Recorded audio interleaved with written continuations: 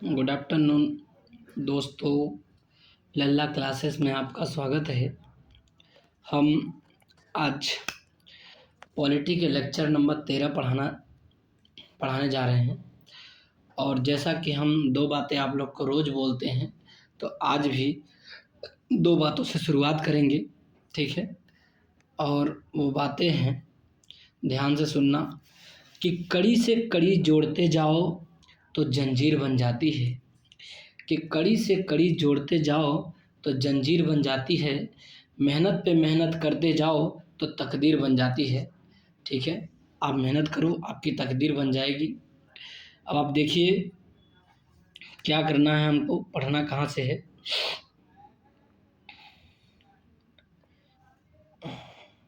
थोड़ा सा हम संसदीय अधिनियम से दोबारा थोड़ी चीज़ें रिवाइज कर लेते हैं, संसदीय अधिनियम से, ठीक है। तो खाद्य मिलावट निवारण अधिनियम 1954 को सर्वप्रथम 1 जून 1955 को प्रभावी हुआ था। तो खाद्य जब मिलावट निवारण अधिनियम आया था, कब आया था बाबू? 1954 में आया था। उसको सबसे पहले 1 जून 1955 को क्या हो गया था बाबू? वो प्रभावी हो गया था 1 जून 1955 को। हिंदू विवाह अधिनियम आया तो 1955 में आया, ठीक है। हिंदू उत्तराधिकार अधिनियम आया 1956 में आया। सती प्रथा 1987 में आया। तो याद रखना कि हिंदू विवाह अधिनियम भी आता है 1955 में, ठीक है। और हिंदू उत्तराधिकार अधिनियम आता है, कब आता है बाबू? तो 1956 में आता है। और सती निरोध अधिनियम आया 1987 में। आगे हम तीसरी बात में देखेंगे तो भारतीय शस्त्र अधिनियम 1878 में। जब इस शस्त्र वस्त्र की बात हो गई तो 1878 में शस्त्र अधिनियम आ जाता है। और शाही पद, अच्छा शाही पद अधिनियम भी आया था, तो 1876 में शाही पद आया। उसके बाद में शस्त्र अधिनियम आया था।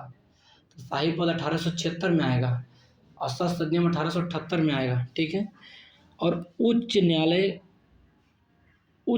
अधिनियम आया था 1861 में। उच्च न्यायालय अधिनियम कब आया था बाबू? 1861 में। भारतीय विवाह विच्छेद 1869 में।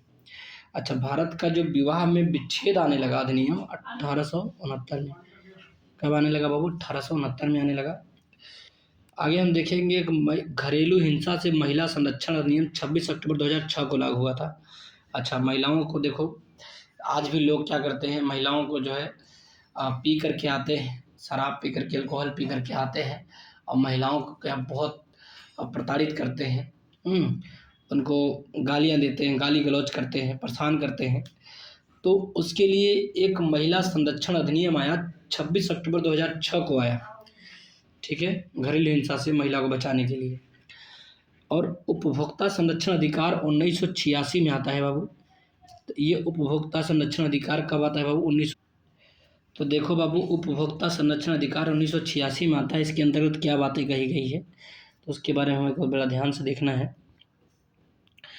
उपभोक्ता संरक्षण अधिकार के बारे में, उपभोक्ता को खाद्य की जांच करने है तो नमूने लेने का अधिकार है। तो उपभोक्ता खाद्य की जांच करके जो है नमूने लेने का अधिकार है, ठीक है। दूसरा, गड़बड़ी पाए जाने पर उपभोक्ता फोरम में अपनी शिकायत दर्ज कर सकता है। इसके लिए निर्धारित फीस देनी पड़ती है, ठीक है। मतलब यदि जांच करने आया, कोई गड़बड़ी पाई गई ना, तो उपभोक्ता फोरम होता है, अपनी शिकायत दर्ज कर सकता है। इसके लिए निर्धारित फीस देनी पड़ती है, ठीक है। तीसरी बातें क्या होती हैं? उपभोक्ता की मृत्यु हो जाने पर उसका वैधानिक उत्तराधिकारी उसकी ओर से उपभोक्ता मंच में शिकायत दर्ज कर सकता है। यदि मान लो उपभोक्ता की मृत्यु हो गई तो उसका जो वैधानिक उत्तराधिकारी होगा ना, उसकी ओर से उपभोक्ता मंच में शिकायत दर्ज कर सकता है। तो उपभोक्ता संरक्षण अधिकार 1986 में आया था। कब आया था बाबू? 1986 में आया था। आगे देखेंगे हम, सूचना का अधिकार अधिनियम 2005 में आता है। कब आता है बाबू? 2005 में।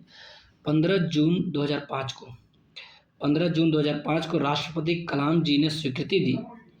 कौन? राष्ट्रपति कलाम जी ने स्वीकृति दे दिया और अंतिम रूप से 12 अक्टूबर 2005 से प्रभावी हो गया।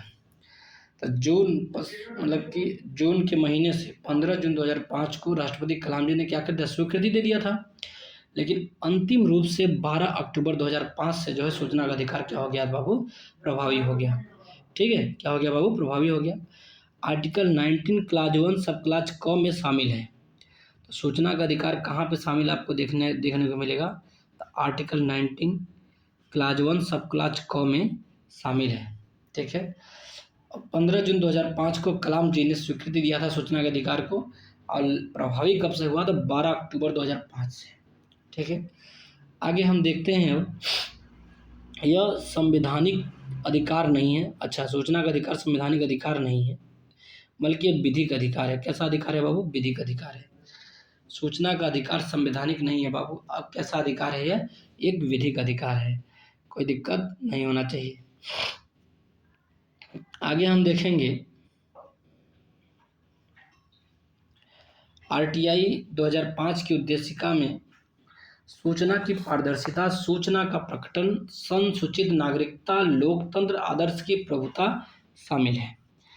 तो आप क्या कर, सूचना की पारदर्शिता होनी चाहिए, ठीक है, सूचना का प्रकटन होना चाहिए, ठीक है, संसूचित नागरिकता होनी चाहिए, लोकतंत्र, आदर्श की प्रभुता शामिल होनी चाहिए। ठीक है, सूचना का अधिकार संशोधन 2019 में एक बार संशोधन हुआ, 2019 में संशोधन होता है, और क्या होता है कि केंद्रीय मुख्य सूचना आयुक्त एवं प्रत्येक सूचना आयुक्त, राज्य मुख्य सूचना आयुक्त एवं प्रत्येक सूचना आयुक्त का कार्यकाल 3 वर्ष और 65 वर्ष है। ठीक है, इतनी बात तो याद रखनी चाहिए।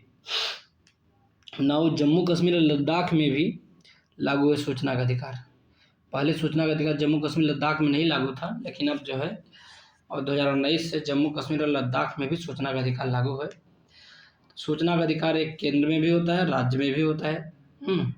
उनका 3 वर्ष या तो 65 वर्ष, जो भी पहले हो जाए वह जो है मुख्य सूचना आयुक्त बन की जो कार्यकाल रहता है उतना ही रहता है, 3 वर्ष हो पहले पूरा हो या तो 65 वर्ष पूरा हो जाए। केंद्रीय सूचना आयोग CIC, केंद्रीय सूचना आयोग की स्थापना 12 अक्टूबर 2005 को हुई, प्रभावी हो गया। ठीक है, एक सांविधिक निकाय है, स्टेटूटरी निकाय है। ठीक है, ये भी बात हम समझ गए। इसमें एक मुख्य सूचना आयुक्त एवं 10 सूचना आयुक्त होते हैं। एक मुख्य सूचना आयुक्त होगा बाबू, 10 अन्य सूचना आयुक्त होंगे। एक मुख्य सूचना आयुक्त और 10 सूचना आयुक्त होते हैं। नियुक्ति राष्ट्रपति करता है। सूचना आयुक्त की नियुक्ति कौन करेगा बाबू? राष्ट्रपति करेगा। एक मुख्य सूचना आयुक्त हो जाएगा और 10 जो है अन्य सूचना आयुक्त हो जाते हैं। कुल मिला के कितने लोग हो जाएंगे बाबू? 11। कैसा निकाय है सूचना आयोग जो है? तो ये एक सांविधिक निकाय है, स्टेट्यूटरी निकाय है, सांविधिक निकाय है। आगे हम देखेंगे मजदूर किसान शक्ति संगठन, मजदूर किसान शक्ति संगठन नामक सामाजिक आंदोलन आरटीआई अधिनियम से ही चलाया गया था। ठीक है बाबू, मजदूर किसान शक्ति संगठन जो है नामक सामाजिक आंदोलन आरटीआई अधिनियम से ही चलाया गया था। फिर आगे हम देखेंगे नमित शर्मा बनाम भारत संघवाद। कौन सा बाबू? तो एक है नमित शर्मा जी और दूसरा है भारत संघवाद में आरटीआई एक्ट 2005 से संबंधित है। नमित शर्मा बनाम भारत संघवाद जो है आरटीआई एक्ट 2005 से संबंधित है। ठीक है, मद्रास हाई कोर्ट के निर्णय के अनुसार आरटीआई आवेदक को सूचना मांगने का कारण अवश्य बताना चाहिए। ठीक है, मद्रास हाई कोर्ट के निर्णय के अनुसार आरटीआई आवेदक को सूचना मांगने का कारण अवश्य बताना चाहिए। मद्रास हाई कोर्ट के निर्णय के आरटीआई आवेदक को सूचना मांगने का कारण अवश्य बताना चाहिए। आगे हम देखेंगे राष्ट्रीय स्तर पर अनुसूचित जनजाति और अन्य पारंपरिक वन निवासी। राष्ट्रीय स्तर पे बाबू अनुसूचित जनजाति ले लो और अन्य पारंपरिक वन निवासी ले लो। वन अधिकारों की मान्यता अधिनियम 2006 के प्रभावी कार्यान्वयन को 2006 के प्रभावी कार्यान्वयन को मतलब फिर से देखो इसको क्या कह रहा है कि राष्ट्रीय स्तर पर अनुसूचित जनजाति और अन्य पारंपरिक वन निवासी, ठीक है, अधिनियम 2006 में आया तो प्रभावी कार्यान्वयन को सुनिश्चित करने के लिए कौन सा मंत्रालय नोडल एजेंसी है? तो जनजाति कार्य मंत्रालय। अब जनजातियों से संबंधित है राष्ट्रीय स्तर पे तो जनजाति कार्य मंत्रालय होगा, एक नोडल एजेंसी होगी। ठीक है, एसटी एवं अन्य पारंपरिक वनवासी अधिनियम 2006 के दिन व्यक्तिगत या सामुदायिक वन अधिकारों की प्रकृति एवं विस्तार के निर्धारण की प्रक्रिया को प्रारंभ करने के लिए कौन प्राधिकारी होगा? तो ग्राम सभा होता है बाबू। कौन होता है बाबू? ग्राम सभा होता है। कौन होता है? ग्राम सभा होता है। फिर से देखो, कह रहा है यष्टि एवं अन्य पारंपरिक वनवासी 2000 अधिनियम 2006 में आया। उसके अधीन व्यक्तिगत या सामुदायिक वन अधिकारों की प्रकृति देखना हो, उसका विस्तार देखना हो कि निर्धारण की प्रक्रिया को प्रारंभ करने के लिए कौन प्राधिकारी होगा? तो बाबू ग्राम सभा होता है। आगे बातें हम देखेंगे तो राष्ट्रीय हरित न्यायाधिकरण एनजीटी आया था। एनजीटी कब आया था बाबू? उसका गठन अक्टूबर 2010 में किया गया था। एनजीटी का गठन कब किया गया था? अक्टूबर 2010 में किया गया था बाबू। एनजीटी के निर्णय के विरुद्ध कोई व्यक्ति सर्वोच्च न्यायालय में अपील 19 डे के भीतर कर सकता है। ठीक है, कहने का मतलब है कि एनजीटी के मतलब यदि निर्णय दे दिया, उसके विरुद्ध कोई व्यक्ति सर्वोच्च न्यायालय में अपील करेगा, लेकिन 90 दिन के भीतर ही कर सकता है, उसके बाद नहीं कर सकता। आगे देखेंगे हम, मजदूरी संहिता सन 2019 में आता है। मजदूरी संहिता द कोड ऑफ वेजेस सन 2019 में 4 श्रम अधिनियम शामिल हैं। अब श्रम अधिनियम कौन कौन से शामिल है? न्यूनतम मजदूरी अधिनियम 1948 में थी। मजदूरी संदाय अधिनियम 1936 में थी। हाँ, बोनस संदाय अधिनियम 1965 में आई थी और समान पारिश्रमिक अधिनियम 1976 में आई थी। तो कहने का मतलब ये है बाबू कि न्यूनतम मजदूरी अधिनियम आया तो 1948, जो कि न्यूनतम मजदूरी मिलनी चाहिए अधिनियम आया था। मजदूरी संदाय अधिनियम की बात करें तो 1936 में। मजदूरी संदाय अधिनियम कब आया था बाबू? 1936 में। अब बोनस मिलेगा तो 1965 में मिलने लगेगा बोनस, और समान पारिश्रमिक अधिनियम आया था 1976 में। ठीक है, कंपनी अधिनियम कब आया था बाबू? 2013 में आएगा। भारतीय संविदा अधिनियम 1872 में आया था। कंपनी अधिनियम कब आएगा? 2013 में। और भारतीय संविदा अधिनियम की बात करेगा, संविदा कॉन्ट्रैक्ट अधिनियम आया था, तो भारतीय संविदा अधिनियम जब भी आएगा 1872 में आएगा। सोचो, अंग्रेज के समय से भारतीय संविदा अधिनियम आया था, संविदा उस समय से ही चल रहे थे। साझेदारी अधिनियम की जब बात करेंगे तो 1932 में आएगा। साझेदारी अधिनियम कब आएगा? 1932 में। साझेदारी अधिनियम कब से स्टार्ट होता है बाबू? 1932 से। वस्तु विक्रय अधिनियम 1930 से। वस्तु को बेचने का जो अधिनियम आता है 1900 कब से आता है बाबू? 30 से आता है। कब से आता है? 1930 से। क्या आता है बाबू? वस्तु विक्रय अधिनियम 1930 से आता है। वस्तु विक्रय अधिनियम कब से आएगा बाबू? तो 1930 से आता है। और आगे हम देखेंगे कि ठीक है, आपने देख लिया फटाफट। कंपनी अधिनियम 2013 में। भारतीय संविदा की बात करें तो 1872 में, जो कि अंग्रेजों के समय से संविदा चल रही है। साझेदारी अधिनियम की जब भी बात आएगी तो 1932 से स्टार्ट होता है। और वस्तु विक्रय अधिनियम जब भी आएगा तो 1930 से, कि वस्तु का हम विक्रय करेंगे। आगे हम देखेंगे, राजद्रोही सभाओं को रोकने का अधिनियम आया था 1907 में। जो राजद्रोही सभा होती थी उसको रोकने का अधिनियम कब आया था? 1907 में। अब विस्फोटक पदार्थ अधिनियम कब आया था बाबू? 1908 में। विस्फोटक पदार्थ अधिनियम आया था 1908 में। अच्छा, और राजद्रोही सभाओं के लिए 1907 में अधिनियम आता है। अब विस्फोटक पदार्थ अधिनियम कब आएगा बाबू? तो 1908 में आएगा। भारतीय फौजदारी कानून संशोधन अधिनियम 1908 में ही आएगा। और समाचार पत्र अधिनियम आता है 1908 में। तो 1908 में बहुत चीज़ होता है। 1908 में क्या क्या हो रहा है देखो बाबू। तो समाचार पत्र अधिनियम 1908 में आ रहा है। भारतीय फौजदारी कानून अधिनियम 1908 में आ रहा है। विस्फोटक पदार्थ अधिनियम आ रहा है 1908 में। तो 1908 का जो वर्ष था बहुत इंपॉर्टेंट है, क्योंकि विस्फोटक पदार्थ अधिनियम आता है उसमें। भारतीय फौजदारी कानून अधिनियम आएगा उसमें। उसके बाद में समाचार पत्र अधिनियम भी आएगा 1908 में। आपदा प्रबंधन अधिनियम 2005 में आता है बाबू, ये तो मालूम है। आपदा प्रबंधन अधिनियम कब आएगा बाबू? 2005 में आता है। ठीक है, आगे हम देखते हैं, राष्ट्रीय आपदा प्रबंधन डिवीजन गृह मंत्रालय में नोडल डिवीजन है। तो कहने का मतलब ये है कि राष्ट्रीय आपदा प्रबंधन डिवीजन जो है ना, कौन से मंत्रालय में बाबू? गृह मंत्रालय में। कौन से मंत्रालय में? तो गृह मंत्रालय में। एक क्या है? नोडल डिवीजन है। राष्ट्रीय आपदा प्रबंधन प्राधिकरण का पदेन अध्यक्ष कौन होता है? तो आपदा जब भी आएगा उसका पदेन अध्यक्ष पीएमजी होंगे। कौन होंगे बाबू? पदेन अध्यक्ष पीएमजी होंगे। इसमें एक अध्यक्ष और 9 सदस्य होते हैं। कुल मिलाकर के कितने लोग होते हैं बाबू? 10 लोग होते हैं।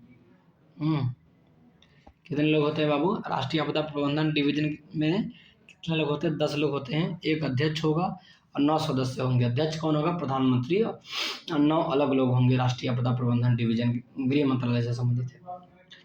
आगे हम देखेंगे protection of plant varieties and commerce rights अधिनियम 2001 में। ठीक है, प्रोटेक्शन ऑफ प्लांट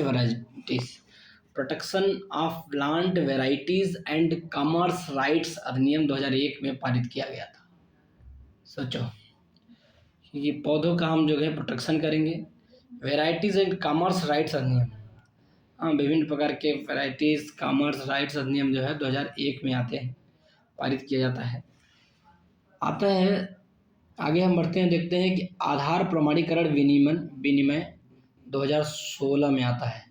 ठीक है, कब आएगा वो? 2016 में आधार प्रमाणीकरण विनिमय। तो ये समय तो बहुत अच्छे से हमको याद है, आधार प्रमाणीकरण विनिमय का विनियम का। आधार मेटा डेटा को 6 महीने से अधिक संग्रहित नहीं रखा जा सकता। क्या आप आधार मेटा डेटा को 6 महीने से अधिक संग्रहित रख सकते हैं?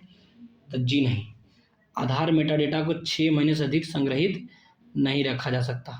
ठीक है, 6 महीने से अधिक संग्रहित नहीं रखा जाएगा आधार मेटा डेटा को। फिर आगे हम देखते हैं, सुप्रीम कोर्ट के निर्णयानुसार राज्य किसी निगमों से आधार डेटा को साझा करने के लिए कोई अनुबंध नहीं कर सकता। सुप्रीम कोर्ट के निर्णय के अनुसार राज्य जो है निजी निगमों से आधार डेटा को साझा करने के लिए कोई अनुबंध नहीं कर सकता। ठीक है, सुप्रीम कोर्ट के निर्णयानुसार राज्य निजी निगमों से आधार डेटा को साझा करने के लिए कोई अनुबंध नहीं कर सकता। ठीक है, आधार बीमा उत्पादों को प्राप्त करने के लिए अनिवार्य नहीं है। कोई पूछ ले कि क्या आधार बीमा उत्पादों को प्राप्त करने के लिए अनिवार्य है? तो जी नहीं, बल्कि केवाईसी के लिए स्वैच्छिक रूप से उपयोग किया जा सकता है। ठीक है, बीमा उत्पादकों के लिए आधार अनिवार्य नहीं है, बल्कि केवाईसी के लिए स्वैच्छिक रूप से हम जो है उपयोग कर सकते हैं। आगे, आधार कार्ड 12 अंकों का होता है। आधार कार्ड कितने अंकों का होता है बाबू? 12 अंकों का होता है। यह एकमात्र पहचान पत्र है, आइडेंटिटी है। इससे अधिवास का दावा नहीं किया जा सकता।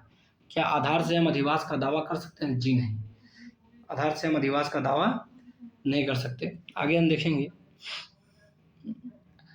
राज्य खाद्य आयोग की स्थापना राष्ट्रीय खाद्य सुरक्षा अधिनियम एनएफएस से 2013 के तहत होती है।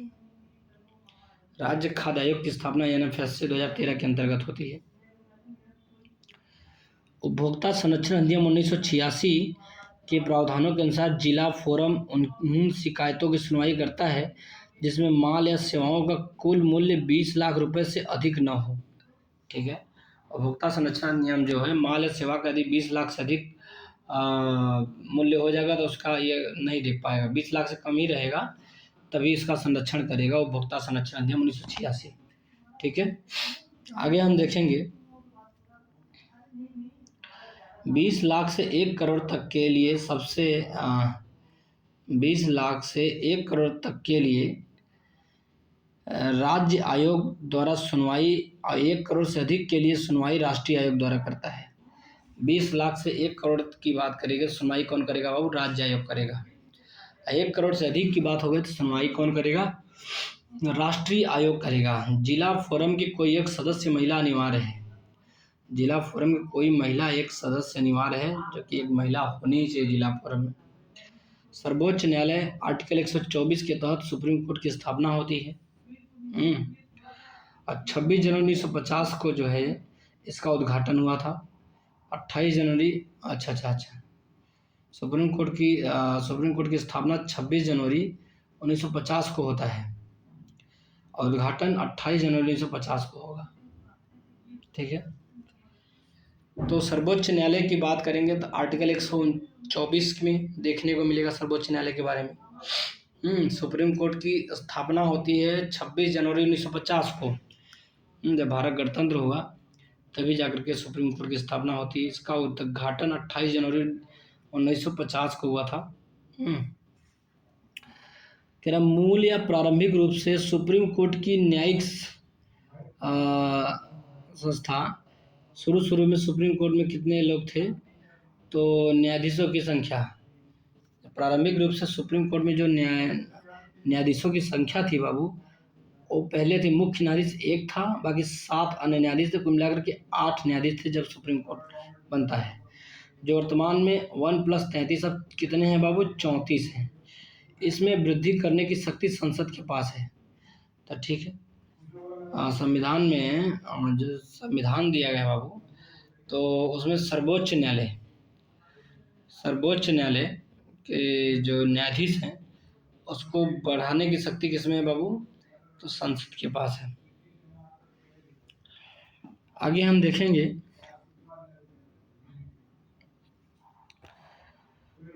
पहली बार संख्या वृद्धि सुप्रीम कोर्ट अधिनियम 1956 में संख्या 11 हुआ था। कितना हुआ था बाबू? संख्या 11 हुआ। 8 से कितना बढ़ गया? 3 बढ़ गए। 1956 में पहली बार संख्या वृद्धि हुआ। आगे वर्तमान में यह संख्या शुरू में एक है, एक मुख्य न्यायाधीश है और 33 अन्य न्यायाधीश, कुल मिलाकर 34 कर दी गई है। इस अधिनियम में 2019 में संशोधन करके ऐसा किया गया था। अनुच्छेद 124 के अनुसार सुप्रीम कोर्ट के न्यायाधीश की नियुक्ति होती है, जो कि राष्ट्रपति करता है और सीजीआई की सलाह पर, चीफ जस्टिस ऑफ इंडिया की सलाह पर करता है। सुप्रीम कोर्ट के न्यायाधीश की नियुक्ति कौन करेगा? तो राष्ट्रपति करेगा। सीजीआई के चीफ जस्टिस ऑफ इंडिया की सलाह पर करेगा। अनुच्छेद 124 क्लास 3 के अनुसार योग्यता, तो इनकी योग्यता क्या होती है? यदि आपको सुप्रीम कोर्ट का जज बनना है तो आपकी योग्यता भी तो होनी चाहिए ना, सर्वोच्च न्यायालय का। देखेंगे भारत का नागरिक होना चाहिए आपको, एक या अधिक हाई कोर्ट में मिनिमम 5 वर्ष तक न्यायाधीश रह चुके हो। फिर उसके बाद कह रहा है कि एक या अधिक हाई कोर्ट में 10 वर्षों तक अधिवक्ता रह लिए हो। ठीक है, आगे क्या बात कह रही है? राष्ट्रपति की राय में पारंगत विधिवक्ता होना चाहिए। यदि राष्ट्रपति की राय में पारंगत विधिवक्ता होगा, ठीक है, राष्ट्रपति की राय में पारंगत विधिवक्ता होना चाहिए। आगे हम देखेंगे राष्ट्रपति की राय में राष्ट्रपति की राय में पारंगत विधिवक्ता होना चाहिए। कि चौथी बातें क्या कहेगी? आर्टिकल 124 क्लास 2 के अनुसार सुप्रीम कोर्ट का कोई न्यायाधीश राष्ट्रपति को पत्र लिखकर अपना पद त्याग कर सकता है। आर्टिकल 124 क्लास 2 के अनुसार सुप्रीम कोर्ट का कोई भी न्यायाधीश राष्ट्रपति को अपना पत्र लिख करके अपना पद त्याग सकता है। आर्टिकल 124 क्लास 2 के अनुसार सुप्रीम कोर्ट का कोई भी न्यायाधीश राष्ट्रपति को पत्र लिख करके अपना पद त्याग सकता है। वाह, आगे क्या बातें कही गई? सुप्रीम कोर्ट के किसी न्यायाधीश को राष्ट्रपति द्वारा साबित कदाचार या असमर्थता के आधार पर संसद की सिफारिश पर हटाया जा सकता है। ठीक है, साबित कदाचार या असमर्थता के आधार पर जो है संसद की सिफारिश पर, किसके सिफारिश पर? संसद की सिफारिश पर हटाया जा सकता है। आगे, इसके लिए प्रत्येक सदन में 2/3 बहुमत से संकल्प पारित आवश्यक है। ठीक है, तो कहने का मतलब है कि सुप्रीम कोर्ट के न्यायाधीश को हटाने के लिए प्रत्येक सदन में 2/3 बहुमत से संकल्प पारित होना चाहिए। यही उपरोक्त प्रक्रिया हाई कोर्ट के न्यायाधीश को हटाने के लिए भी संविधान में हटाना शब्द का प्रयोग हुआ है। ठीक है, आगे हम देखेंगे तो न्यायाधीश जांच अधिनियम आया था 1968 में। सुप्रीम कोर्ट या हाई कोर्ट न्यायाधीशों पर महाभियोग अर्थात हटाने की प्रक्रिया का वर्णन है। न्यायाधीश जांच अधिनियम आया था 1968 में, कहा गया कि सुप्रीम कोर्ट या हाई कोर्ट जो भी है न्यायाधीशों की पर महाभियोग चलाने अर्थात न्यायाधीशों पर महाभियोग हटाने की प्रक्रिया का वर्णन है। संविधान में अक्षमता और सिद्ध कदाचार को परिभाषित नहीं किया गया है। क्या संविधान में अक्षमता और सिद्ध कदाचार को परिभाषित किया गया है? तो जी नहीं, अक्षमता और सिद्ध कदाचार को परिभाषित नहीं किया गया है। सुप्रीम कोर्ट के न्यायाधीशों की सेवानिवृत्ति आयु 65 वर्ष है और हाई कोर्ट की 62 वर्ष है।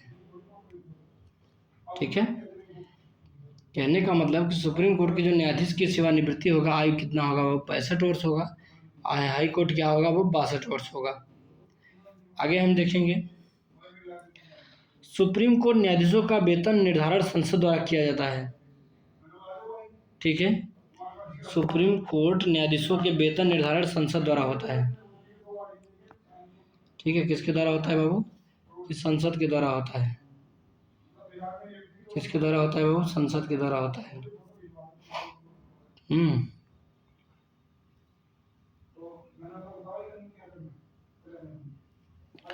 आगे हम देखेंगे, सुप्रीम कोर्ट की स्वायत्तता की रक्षा है तो क्या प्रावधान है? सुप्रीम कोर्ट की स्वायत्तता की रक्षा है तो क्या प्रावधान है? सुप्रीम कोर्ट के न्यायाधीशों की नियुक्ति है तो राष्ट्रपति को सीजीआई से विचार विमर्श करना पड़ता है।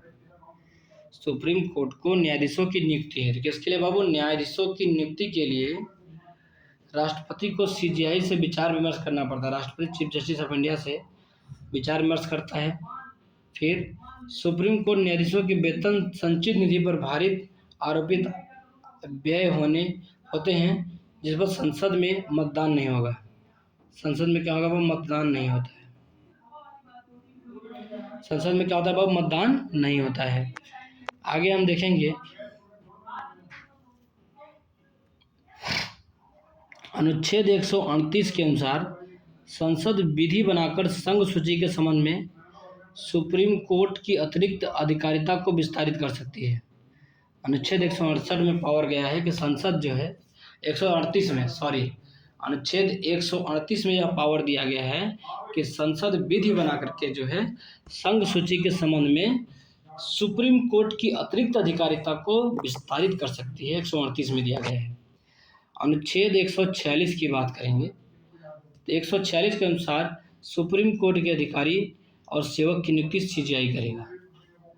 अनुच्छेद 146 में क्या कहा गया है कि यही कहा गया है कि इसके अनुसार अधिकारी और सेवक की नियुक्ति चीफ जस्टिस ऑफ इंडिया करेगा। ठीक है,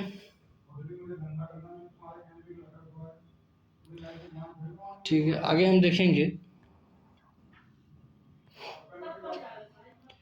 आगे हम देखेंगे अनुच्छेद 146 क्लास 5 के अनुसार सुप्रीम कोर्ट का प्रशासनिक व्यय भारत के संचित निधि पर भारित होते हैं।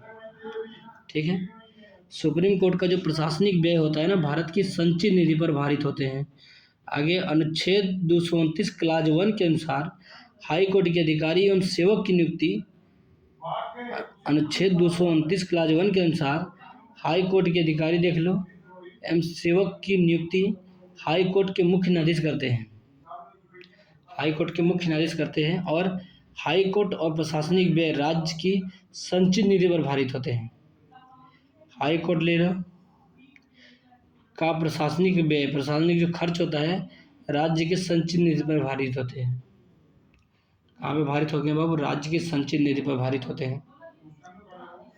अनुच्छेद 126 के अनुसार सुप्रीम कोर्ट में कार्यवाहक मुख्य न्यायाधीश की नियुक्ति राष्ट्रपति करता है।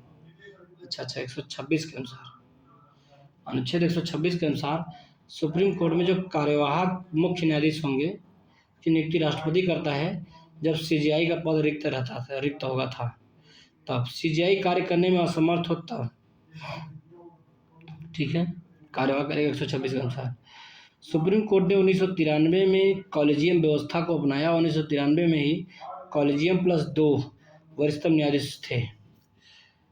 तो उसमें क्या हुआ? चीफ जस्टिस ऑफ इंडिया और प्लस 2 वरिष्ठतम न्यायाधीश थे, जिसे 1998 में chief justice of India plus 4 वरिष्ठतम न्यायाधीश कर दिया गया। कॉलेजियम व्यवस्था 1993 में आया था। ठीक है, और 1993 में तो आया था तो उसमें 3 बंदे थे, एक चीफ जस्टिस ऑफ इंडिया थे और 2 मुख्य न्यायाधीश, 2 अन्य न्यायाधीश होते थे। अब क्या हो गया कॉलेजियम सिस्टम में कि 1998 से एक चीज पे जब चीफ जस्टिस ऑफ इंडिया एक होगा और 4 जो होंगे बाबू वरिष्ठतम न्यायाधीश होंगे, कुल मिलाकर के 5 लोग हो जाएंगे। आगे हम देखेंगे, सेकंड एआरसी रिपोर्ट द्वारा सुप्रीम कोर्ट या हाई कोर्ट के न्यायाधीश की नियुक्ति में कार्यपालिका, विधायिका और चीफ जस्टिस ऑफ इंडिया की भागीदारी की अनुशंसा की गई। Second ARC report supreme court या हाई कोर्ट के न्यायाधीश की नियुक्ति में कार्यपालिका, विधायिका, ये कार्यपालिका देख लो, ये विधायिका देख लो, चीफ जस्टिस ऑफ इंडिया की भागीदारी की और अनुशंसा की गई कि सेकंड एआरसी गठन 31 अगस्त 2005 में होती है।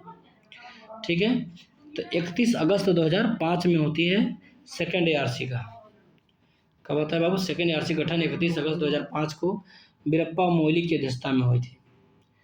सेकंड एआरसी गठन हुआ था 31 अगस्त 2005 में, और उस समय जो है अध्यक्षता किसने किया था? वीरप्पा मोइली जी थे। कौन थे बाबू? वीरप्पा मोइली जी थे जिन्होंने अध्यक्षता किया था।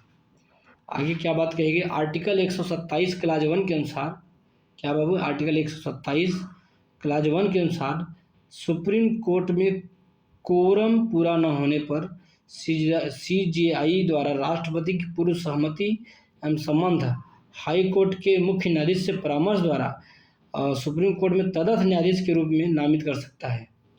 कहने का मतलब है कि आर्टिकल 127 क्लाज 1 के अनुसार सुप्रीम कोर्ट में कोरम पूरा न होने पर, सुप्रीम कोर्ट में कोरम पूरा नहीं हुआ, चीफ जस्टिस ऑफ इंडिया द्वारा राष्ट्रपति की पूर्व सहमति एवं संबंध है। ठीक है, तो हाई कोर्ट के मुख्य न्यायाधीश से परामर्श द्वारा, हाई कोर्ट के मुख्य न्यायाधीश से क्या करेगा वो? परामर्श करेगा।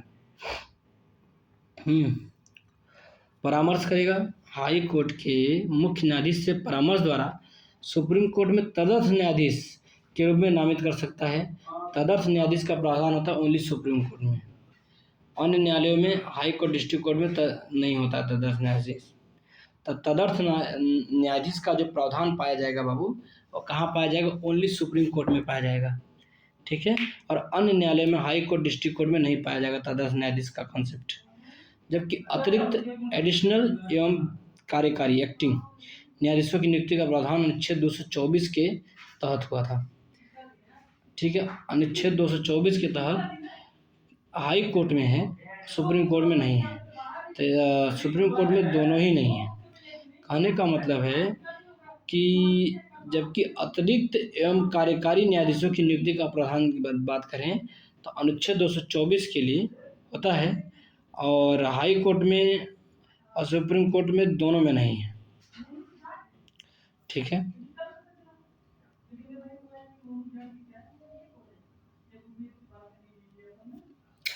सुप्रीम कोर्ट का चीफ सीजेआई राष्ट्रपति की पूर्व अनुमति से सुप्रीम कोर्ट के सेवानिवृत्ति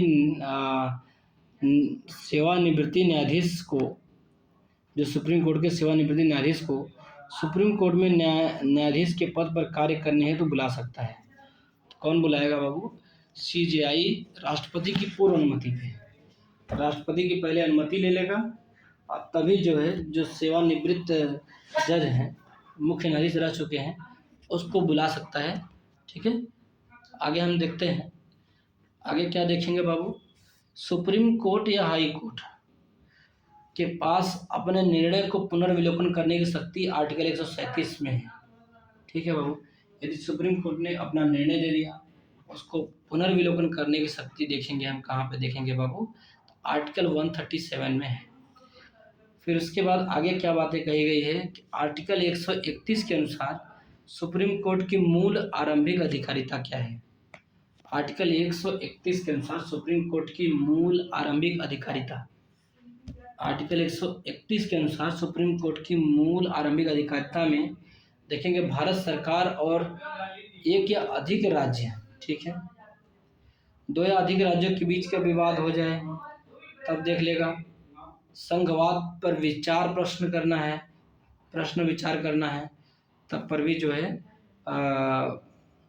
आर्टिकल 131 के अनुसार सुप्रीम कोर्ट की मूल आरंभिक अधिकारिता है कि भारत सरकार या एक या अधिक राज्य से झगड़ा हो जाए तब, 2 या अधिक राज्यों के बीच में विवाद हो जाए तब, संघवाद पर विचार करने की बात हो तो सुप्रीम कोर्ट की मूल अधिकारिता है आर्टिकल 131 के तहत। नोट में क्या बातें कही गई है बाबू, तो देखना ध्यान से। नोट में जो बातें कही है उसको ध्यान से देखना। इसमें भारत सरकार बनाम यूनियन टेरिटरीज शामिल नहीं होते। तो नोट इसमें कहा गया कि भारत सरकार बनाम यूनियन टेरिटरीज जो है शामिल नहीं होते हैं। ठीक है, किस में शामिल नहीं होते बाबू? तो मतलब कि सुप्रीम कोर्ट की मूल आरंभिक अधिकारिता में भारत सरकार बनाम यूनियन टेरिटरीज शामिल नहीं होते। आर्टिकल 129 के तहत सुप्रीम कोर्ट अभिलेख न्यायालय बनाएगा। ठीक है, बना लेगा, कोई दिक्कत नहीं। आर्टिकल 215 के तहत हाई कोर्ट अभिलेख न्यायालय होगा। 129 और 215, आर्टिकल 129 से सुप्रीम कोर्ट का अभिलेख न्यायालय होगा और आर्टिकल 215 के तहत हाई कोर्ट का अभिलेख न्यायालय होगा। आगे हम देखेंगे 1961 में यह चयन सान्याल की अध्यक्षता में समिति गठित हुई थी। 1961 में यह चयन सान्याल की अध्यक्षता में समिति गठित हुई थी। तो रिपोर्ट के अनुसरण में न्यायालय की अवमानना अधिनियम 1971 पारित हुआ था। ठीक है, तो न्यायालय की अवमानना अधिनियम 1971 पारित हुआ था। कहने का मतलब 1961 में यह चयन सान्याल की अध्यक्षता में समिति गठित हुई। रिपोर्ट के अनुसार में न्यायालय की अवमानना अधिनियम 1971 पारित हुआ था। आगे हम देखेंगे